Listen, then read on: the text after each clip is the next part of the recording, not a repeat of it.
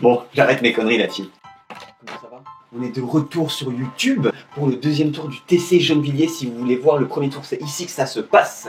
Donc n'hésitez pas à vous abonner, première chose, parce que sans ça, je peux pas continuer. On est 190, entre 190 et 200 en ce moment sur YouTube, alors qu'il y a plus de 500 vues sur chacune des vidéos. Donc n'hésitez pas à vous abonner, ça coûte rien, c'est offert, c'est moi qui ferai le travail, vous inquiétez pas. Donc je vous parle du deuxième tour du TC du Gennevilliers aujourd'hui. Pourquoi? Parce que c'est ultra important. On est sur un classement 30, vous le savez, grâce au TC Ménil qui se trouve aussi ici. Si vous voulez aller voir tout le TC du Ménil, il y a une playlist exprès pour ça. Donc aujourd'hui je suis classé 31 dans le tournoi, mais vous le savez, grâce à mes victoires du TC du Ménil, je suis classé en manière intermédiaire à 30, sauf qu'il n'y a pas eu de mise à jour qui a été faite parce que le tournoi se passe juste après celui du TC du Ménil, donc ils n'ont pas pris en compte les points que j'ai fait au TC du Ménil. Voilà pourquoi je suis encore classé 31, mais c'est un match très important pour valider mon classement, parce que c'est bien beau de gagner des points, de monter en classement, mais si vous n'arrivez pas à confirmer cela après derrière sur d'autres matchs, ça veut rien dire, et vous verrez pourquoi je vous dis ça dans quelques matchs sur un autre tournoi. Donc voilà, j'espère que vous allez kiffer ce match, il y a plein de choses positives à retenir, et je vous dis à très bientôt sur les cours la team. Hello la team, nous voici de retour sur YouTube pour ce deuxième tour au TC Gennevilliers contre Jean-Marc. Jean-Marc qui est classé actuellement 30, et comme vous le savez, moi aussi, malgré le fait qu'il m'ait classé 31 parce qu'il n'y a pas eu de mise à jour entre les deux tournois, il n'y a eu que 2 semaines qui se sont passées, et ben du coup je suis bien classé 30 à ce moment-là. Bon, vous connaissez la stratégie maintenant, c'est de gagner les 2 premiers jeux absolument. Comme ça après il ne me reste plus qu'à gagner mon jeu de service pour gagner le set. Et là ça commence très très bien avec 2 balles de jeu.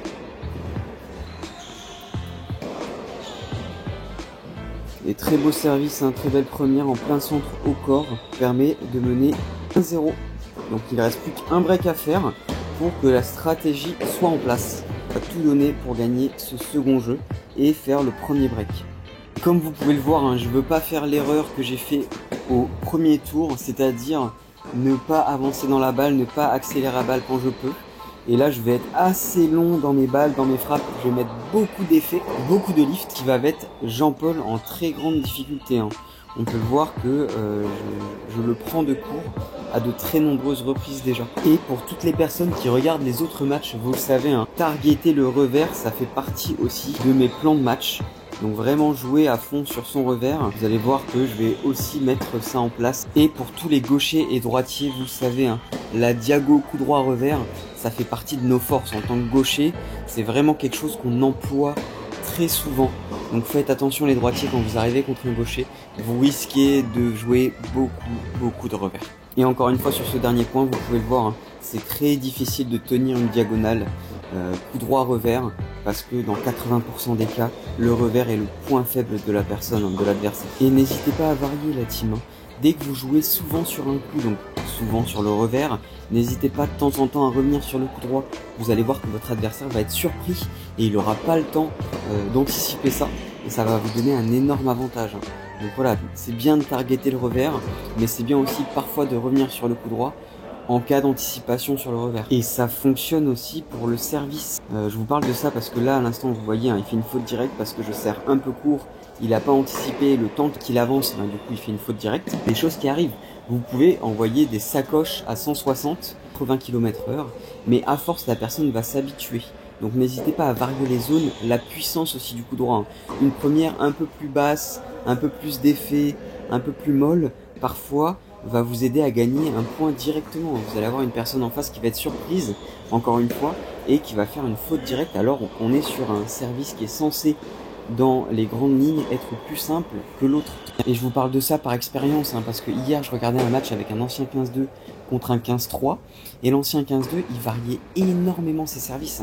Il avait une première un peu courte, après une première très longue, une première sur son coup droit, une première sur son revers, et du coup c'est vrai que l'adversaire il avait énormément de mal à anticiper son service, et ça faisait que du coup c'était très compliqué pour lui de se positionner ou de savoir où la balle allait retomber, et ça lui a fait gagner énormément de points sans avoir même à rejouer derrière. Revenons à nos moutons la team, je me suis égaré. Donc là on peut le voir, très bonne défense de ma part. J'étais un peu pris, du coup j'ai bien reculé, j'ai bien fait des balles rondes et hautes, me replacer pour défendre, et après je réavance dans la balle et je réattaque. N'hésitez pas à le mettre en place, une balle ronde et haute vous permet de vous replacer et après par la suite de reprendre l'avantage. Sur ce point, on va voir quelque chose de très intéressant. Vous l'avez vu, là je le déporte complètement sur son côté revers et je choisis de faire un décalage coup droit. Du coup, il est très loin de l'autre côté et je me permets d'avancer parce que je sais qu'il va pas me renvoyer un long ligne mais qu'il va essayer de trouver la diagonale parce que ce sera plus simple pour lui, et j'anticipe en montant à la volée pour faire une volée safe de l'autre côté, ce qui me permet de creuser mon avance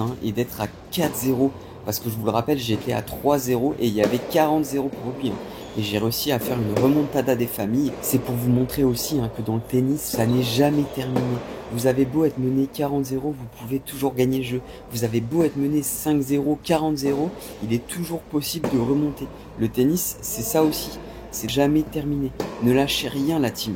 Je sais que c'est difficile, je sais que parfois on a juste envie que le match s'arrête et de rentrer chez nous, se prendre une douche, penser à autre chose parce qu'on a joué comme des quiches, et c'est mon cas il y a très peu de temps, vous le verrez dans les prochains matchs, ça arrive, mais à tout moment il est possible de revenir dans le game.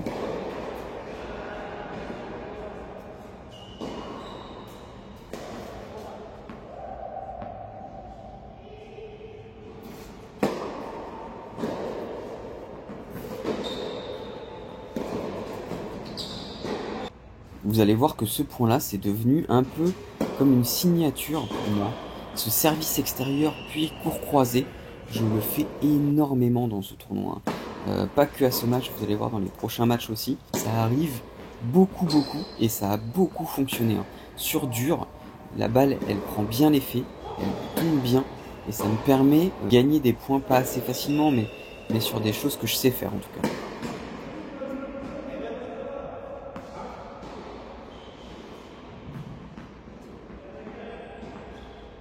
Bon, ça m'empêche pas de faire des fautes directes complètement éclatées au sol comme ce coup droit. Mais voilà, c'est pour vous dire que si vous avez un coup qui vous plaît, un coup qui permet de gagner des points, n'hésitez pas à en abuser un petit peu, si cela peut fonctionner. Après, c'est sûr que si l'adversaire il s'adapte et qu'il comprend la feinte, varier. Mais moi, je sais que ce coup-là m'a vraiment aidé dans beaucoup de situations.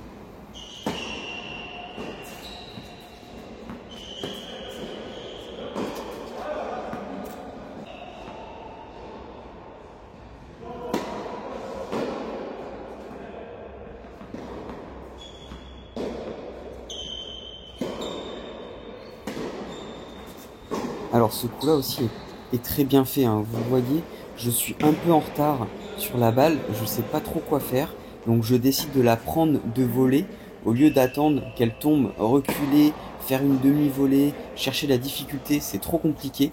Parfois quand vous avez la balle qui est un peu basse, qui vous faut reculer pour la prendre en demi-volée, n'hésitez pas à la prendre de volée parce que comme ça vous profitez de cela pour dépasser votre adversaire, parce que de 1 il s'attend pas forcément à ça, de 2 il n'a pas le temps de se replacer parce qu'il est en train de faire quelque chose, il s'attend au fait que vous reculiez, que vous attendiez le rebond, et même si ça vous fait une volée un peu difficile presque dans les pieds, parfois même quelque chose de simple, comme vous l'avez vu là, va déranger votre adversaire et sera plus facile pour vous à faire que de reculer, prendre une demi-volée, faire gagner du temps à votre adversaire, tout ça. Et en plus de ça, vous le voyez sur le point suivant, il est en doute, il veut pas monter à la volée parce qu'il sait qu'il vient de se faire passer 2-3 fois d'affilée.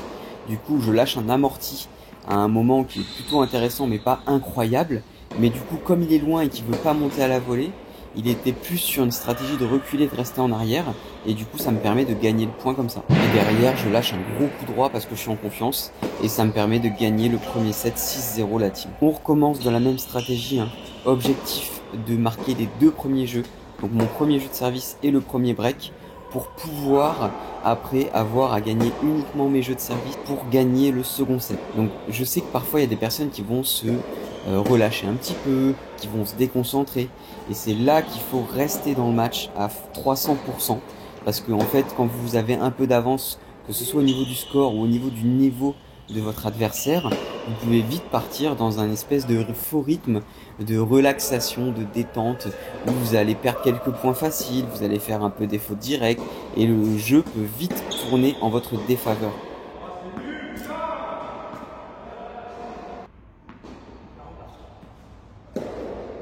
Une stratégie veut dire service extérieur, puis amorti, vous le savez, court croisé. Mais toujours rester vigilant au cas où la balle revient, on est prêt, on se déplace et on remet quelque chose d'assez tranquille pour nous gagner le point. et ça me permet de me donner une nouvelle balle de jeu. Et vous le voyez, on était à 40-1. Dans pas mal de jeux, on est à 40-1, mais je finis les jeux, je finis les points, et ça me permet de gagner des sets à 6-0, alors que sur plusieurs jeux, on était à 40-1, voire il avait des balles de jeu ou des balles de break. Et là, dans ma tête, ce qui se passe, c'est que je me dis, je dois gagner vraiment chaque point. Chaque point compte, chaque point est une bataille que je lâcherai pas.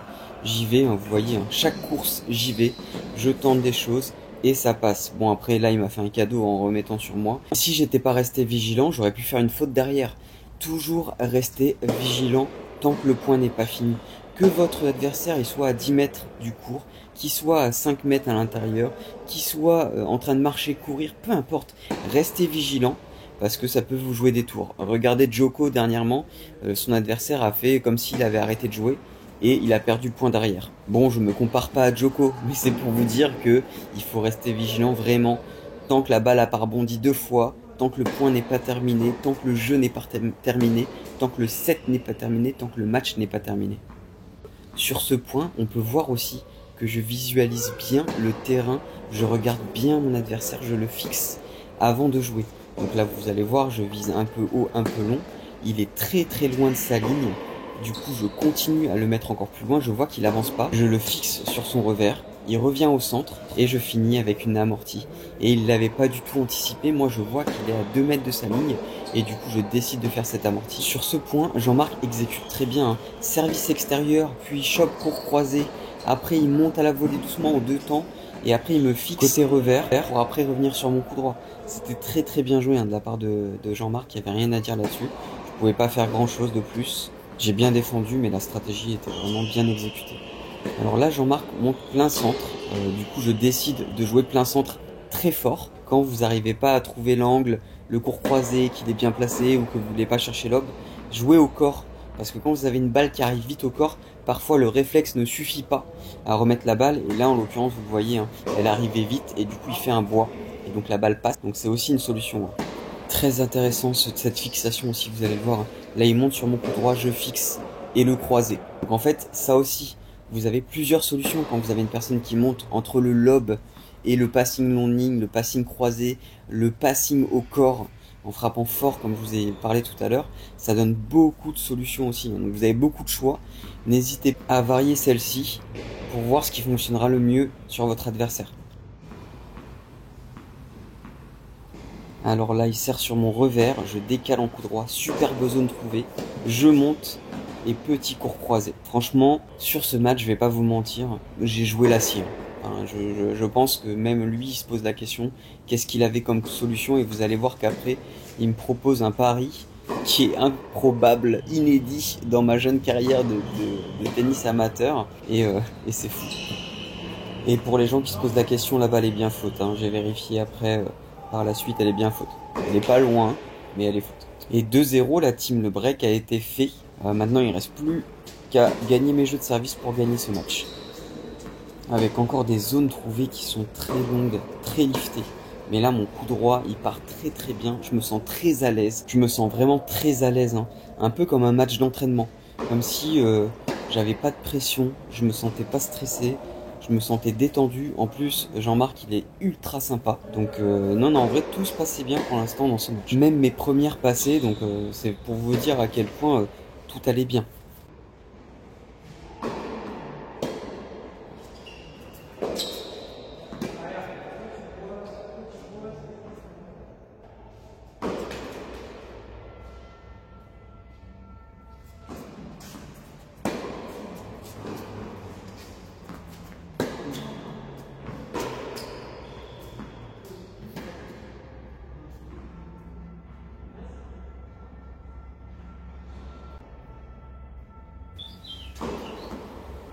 Alors bien défendu de la part de Jean-Marc qui joue long.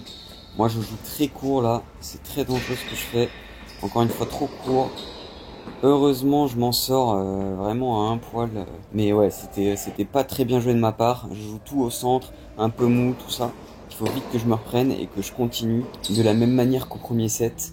À avancer dans la balle, à le tenir loin de sa ligne et à garder le contrôle de l'échange. Heureusement, sur ces deux avantages là, il me fait 2 gros cadeaux. Ça fait du bien, ça me permet de souffler un petit peu.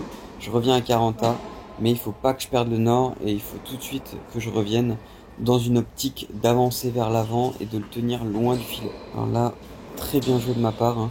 Je trouve la faille, le trou, son amorti était pas forcément au bon moment en tout cas. Et du coup tout de suite ces punitions, hein, j'ai trop de choix parce que j'arrive vite sur la balle. Donc j'arrive bien à fixer l'adversaire et trouver le trou.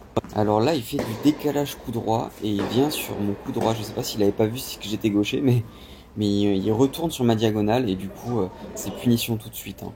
D'ailleurs j'en profite, je vous ai mis un petit peu le break de 3-0 là en accéléré pour vous parler de ce qui se passe. Donc là il me fait une proposition improbable la team.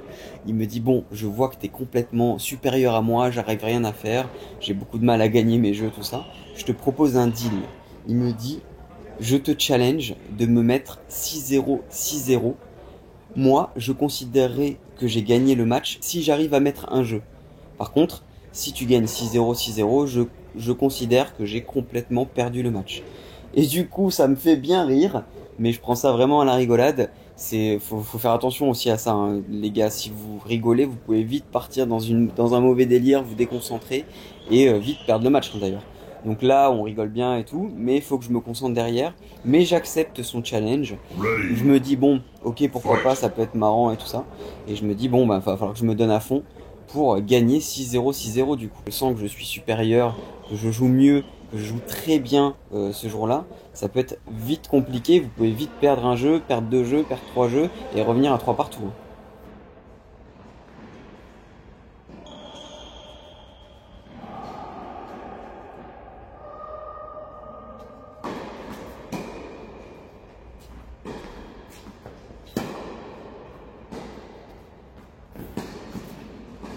Et voilà, qu'est-ce que je vous disais, une volée dans le vent. Donc là, ça prouve encore une fois, hein, que ça m'a complètement déconcentré.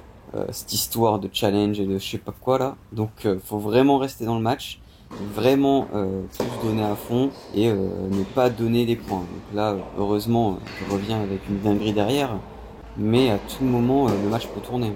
Après, comme je vous l'ai dit, hein, je sens très très bien la balle ce jour-là. C'est vrai que je me suis dit que le challenge pouvait me donner une difficulté supplémentaire. Mais voilà, c'est pas ça le plus important, la team, c'est de gagner le match, on reste focus et on finit ce match.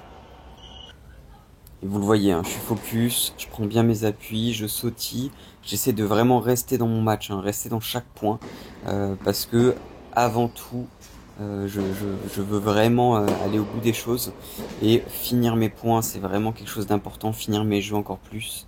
Et ça tient la team. On passe à 4-0, plus que 2 jeux pour ce challenge, mais surtout pour gagner le match, hein. Même sur mes deuxièmes balles, on peut voir que je mets un peu plus d'effet, que je mets un peu plus d'intensité. Dès que Jean-Marc se relâche un petit peu, tout de suite j'avance dans la balle, hein, et je me prépare à monter au filet. Ça prouve bien que je suis à l'aise dans le jeu et que je me sens en sécurité dans ce que je propose tennistiquement et tactiquement. Même si bien sûr je suis pas sans faille. Bien sûr que je vais continuer à faire quelques doubles fautes, quelques fautes directes, ce genre de choses. Mais dans la globalité, c'est quand même un match que je domine et que tactiquement et tennistiquement, j'ai assez confiance dans ce que je propose aujourd'hui. Et vous allez le voir que c'est clairement pas ça à chaque match. Et même dans les coups basiques, hein, on peut voir le relâchement de mon coup. Regardez sur ce service par exemple et ce chop derrière, il y a vraiment un relâchement, je termine vraiment loin mon geste. Et à aucun moment, j'ai l'impression de voir un doute dans mes mouvements, de voir du stress, enfin ce genre de choses que j'ai tendance à ressentir en match. Et pourtant, là, Jean-Marc, il m'envoie quand même un scud, un super passing. Et c'est pas pour autant que derrière, je vais relâcher la pression, que derrière, je vais changer de stratégie, non. Je continue dans la stratégie qui, ça a fonctionné depuis le début du set, depuis le début du match.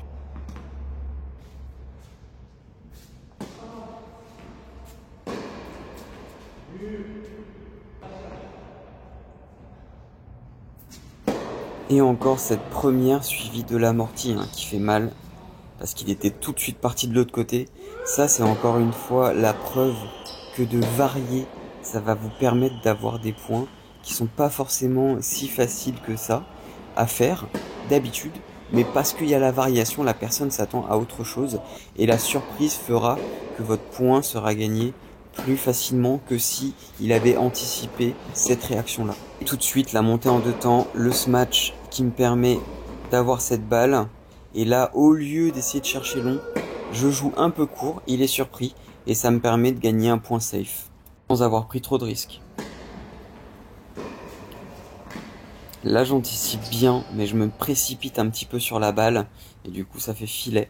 Donc, faut faire attention à toujours quand même réfléchir un peu, pas trop se jeter sur la balle, sans réflexion, sans savoir ce qu'on va faire derrière, pour éviter les fautes un peu bêtes.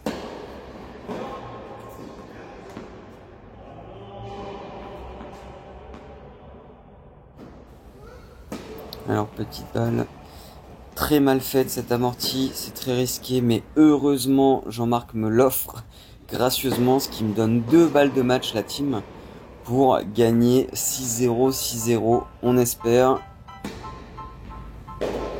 Et non, évidemment, faute directe, bien sûr, ce serait trop simple. Allez, il m'en reste une, il y a moyen de faire quelque chose. Et oui, la team, ça gagne. Le challenge est rempli et en plus de ça, une superbe victoire 6-0, 6-0. La première de cette chaîne. Merci à tous d'avoir regardé ce match et à très bientôt sur les cours. N'hésitez pas à vous abonner.